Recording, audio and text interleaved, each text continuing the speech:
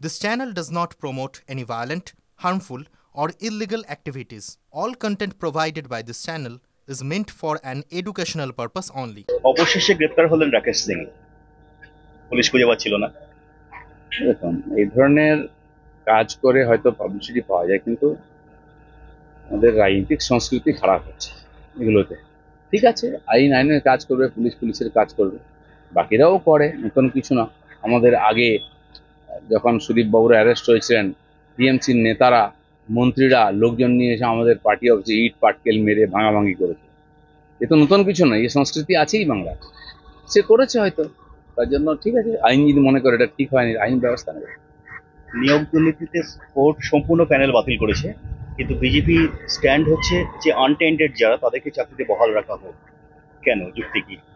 আমি জানি না কে যুক্তি দিয়েছে কি, কিন্তু এটা ঠিক যে যারা চাকরি পেয়েছে পরীক্ষা দিয়ে এবং সেই সময়ের যে শিডিউল ছিল, যে ক্রাইটেরিয়া ছিল, সে অনুযায়ী পেয়েছে, তাদের বিচার করা হচ্ছে।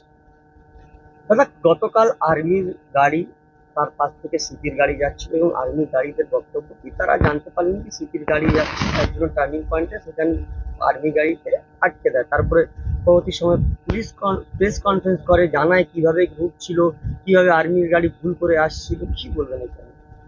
দেখুন, এখানে একটা দিল্লি বিরোধী, কেন্দ্র বিরোধী একটা মোমেন্ট তৈরি করা হচ্ছে। এটাই বাংলার রাজনীতি এখন। ভাষা নিয়ে, এর আগে বাংলায় কোনোদিন ভাষা নিয়ে আমরা দেখিনি রাজনীতি করতে, সেটাও মমতা ব্যানার্জি করছেন। সেনাকে বারে গালাগালি দেওয়া, সেনার জায়গায় জোর করে প্যান্ডেল বেঁধে রাখা 7 দিন ধরে, সেটা সেনা খুলতে এসছে তো তার সঙ্গে গিয়ে ঝগড়া করা। তো ভারতীয় সেনা হচ্ছে ভারতীয়দের স্বাভিমানের প্রতীক, ভারতীয় রক্ষার প্রতীক, আমাদের কাছে সম্মানের প্রতীক, দেশপ্রেমের প্রতীক। তার সঙ্গে ঝগড়া করা রাজনীতি পার্টি করছে, সরকার করছে, এখন পুলিশও করছে। এতে কার লাভ হবে? পশ্চিমবঙ্গ কি ভারত থেকে আলাদা হয়ে যাবে নাকি? এই করতে গিয়ে টিএমসি এবং এখানকার সরকার ভারত বিরোধী হয়ে যাচ্ছে, দেশ বিরোধী হয়ে যাচ্ছে। গতকাল দেখা গেছে কি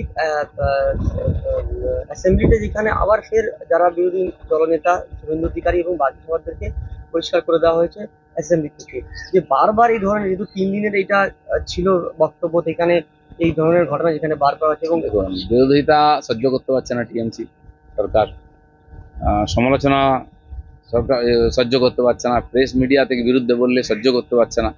তো গায়ের জোরে এইরকম প্রতিহিংসা পরায়ণ হয়ে, স্বৈরাচারী হয়ে সরকার চালাবার যে চেষ্টা করছে, এটা হতে পারে না। বিধানসভায় বিধায়করা আন্দোলন করবেন, বিরোধিতা করবেন, তাদের এমপিরা পার্লামেন্টে করেন না, তো তাদের বারবার বহিষ্কার করে দিয়ে তো বিরোধী শূন্য হয় কীভাবে বিধানসভা চলবে?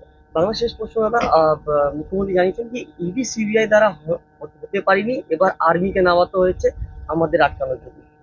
না, দেখুন, এটা ঠিকই বলেছেন উনি। যদি এখানে এরকম আইন শৃঙ্খলার সমস্যা হয়, দেশ বিরোধিতা হয়, চক্রান্ত হয়, রাষ্ট্রপতি শাসনও হবে, আর্মিও নামবে, বাংলাদেশের মতো পরিস্থিতি হয়ে যাবে। সেটা যাতে না হয় তার জন্য তারা নিজেদেরকে ঠিক রাখে।